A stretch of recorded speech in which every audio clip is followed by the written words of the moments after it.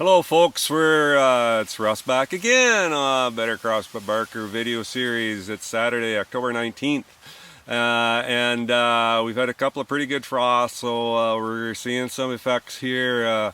Leaves are dead. It's kind of getting towards the tail end of development season. So what's all this mean? Well, and interestingly, about 3 weeks ago, I actually went in and picked a cob off a field that obviously wasn't anywhere near. It was maybe half milk line, 2/3 at best at that time. And it's been riding around in the truck with me for the last 3 weeks, kind of getting in my way a little bit, but I've hung on to it. And really, the purpose of doing that is just to, I literally killed this corn 3 weeks ago, just same as a frost that took the shank out. You know, I pulled it off and it's been with me ever since. It's obviously dry, okay, and the kernels have shriveled up a little bit because they weren't totally filled. But the one effect, of course, as most of you know, when you get into frozen corn that does not reach maturity, it's chaffy. It's hard to separate from the cob. You have to really push on it, and this is even dry corn, so you can imagine that if it's still out in the field and it's hanging on to 30%, it's a tough thing to get off. I'm in corn here behind me. It is actually a P9840 MXT. It was planted well into June, and it's been froze. We've got corn. If you take it and snap it off, we've still got. It's actually getting there pretty well along. It's well below 3/4. It's well into final stages of starch deposition. It's heading towards black layer.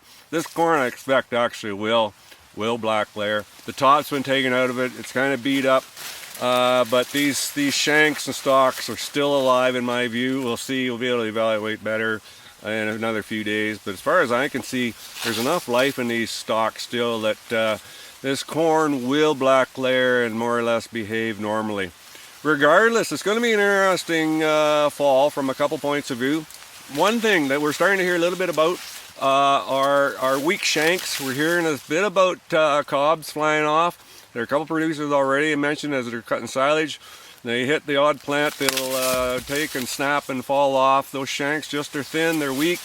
The environment this year and the push to make grain has left shanks in a little bit of a compromising condition. The other thing, just simply because of corn that maybe isn't quite fully finished yet, to be from field to field and area in the field, but it'll be an interesting winter after an interesting fall.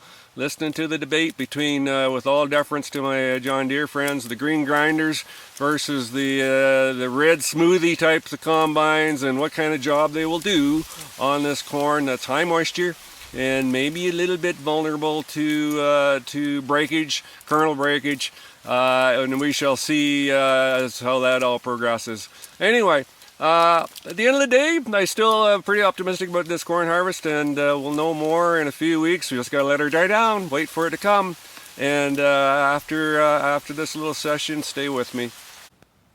Okay, to finish off the story on that field we were just in, we're back in my shop, and what we've done, we've taken a few ears and decided to hand shell them just to give us an indicator of where this corn actually is. I've got a sample loaded in the moisture tester here. I'm going to drop it, actually take a test on it. Yeah, it comes in at, you won't be able to see it on the monitor, but it comes in at 33.4% moisture. I'm not terribly surprised by that. Even though this corn hasn't black layered, technically black layered, it's very, very close to maturity. Of course, this is a hand shell. You run that through a combine, you're going to be like 37, 38%. You won't actually see black layer, but it's definitely going to behave like corn.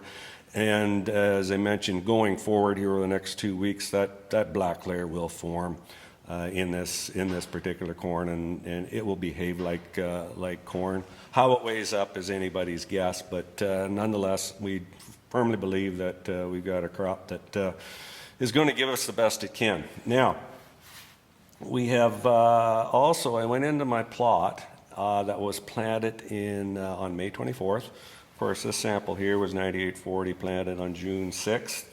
But I went in a plot and we've got a number of different maturities.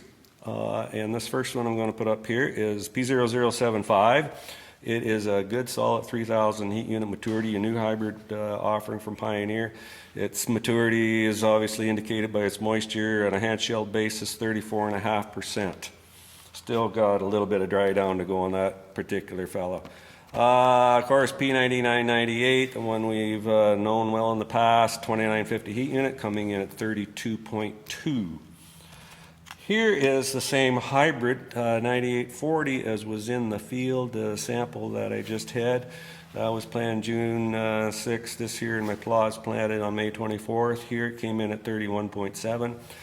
Slightly drier, which definitely indicates that, we've got a little bit better maturity. Now let's drop down. Here we're looking at Pioneer 9404. It's a 2800 heat unit hybrid, 29.5% moisture. This hybrid actually black layered a good 10 days ago. I look back at my notes on October 4th. I guess that makes it about 15 days ago. On October 4th, this hybrid had started to black layer. We've managed to lose, as you remember, corn black layers, moisture black layers 33 to 34, 35% depending on the hybrid.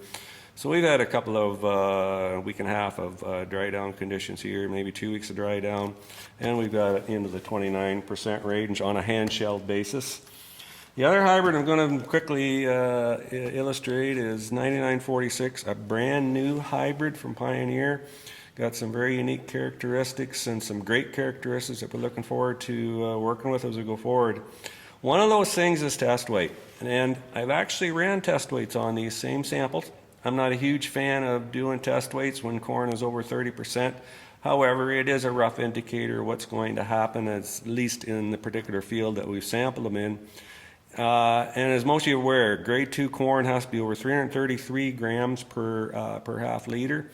This was pretty much the only hybrid that was over that threshold. It came in at 340 grams per half liter of that moisture.